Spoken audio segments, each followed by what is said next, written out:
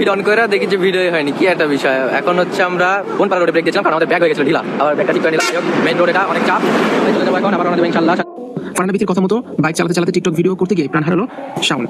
বিথির কথা নিশ্চয়ই সবার মনে আছে। মাসখানেক আগে গভীর রাতে হাই স্পিডে গাড়ি চালাতে গিয়ে ট্রাকের সাথে মারাত্মক অ্যাক্সিডেন্ট করে, যাতে দুমড়ে মুচড়ে যায় বিথির সেই শখের গাড়ি।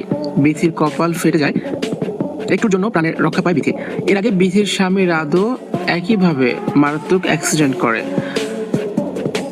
মারাত্মক সেই দুর্ঘটনায় রাদও একটুর জন্য প্রাণ রক্ষা পেয়েছিল। এসব কিছুর পরও যদি তারা নিজেদেরকে না শুধরে একই কাজ করতে থাকে, সেটা তো কোনোভাবে মানা যায় না। বিথির বাড়াবাড়ি অনেকটাই বেড়ে গেছে। বাইক চালিয়ে সাজেক যাওয়ার সিদ্ধান্ত ছিল বিথির, সবাইকে রাজিও করিয়েছিল বিথি।